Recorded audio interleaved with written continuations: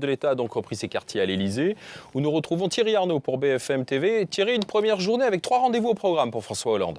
3 rendez-vous qui n'ont été annoncés officiellement par l'Élysée qu'en tout début d'après-midi. Jusque-là, l'agenda officiel était vide, mais manifestement, ici, on a tenu à faire savoir et à montrer en image que le président de la République était au travail, à pied d'œuvre, dès le premier jour de son retour à Paris. Alors à 14h30, il a reçu Arnaud Montebourg, le ministre du redressement productif, pour parler pendant près d'1 h 30. Il a évoqué la Syrie pendant une quarantaine de minutes ensuite avec Lakhdar Brahimi, le nouveau médiateur international des Nations Unies. Et puis, depuis 18h, il s'entretient du très délicat budget 2013 avec celui qui en a la responsabilité première au sein du gouvernement, le ministre du budget, Jérôme Cahuzac. Donc on est bel et bien sur 3 dossiers importants, 3 dossiers forts de cette rentrée politique, Thierry. 3 dossiers essentiels, sans aucun doute, Alain. Le budget, c'est tout ce qui concerne le porte-monnaie des Français, évidemment. Le prix de l'essence, dont on va annoncer le blocage sous des modalités qui restent à définir d'ici la fin du mois. La réforme des impôts, la diminution des dépenses publiques. Tout ça, c'est très important pour les Français. Tout ça, ça va passer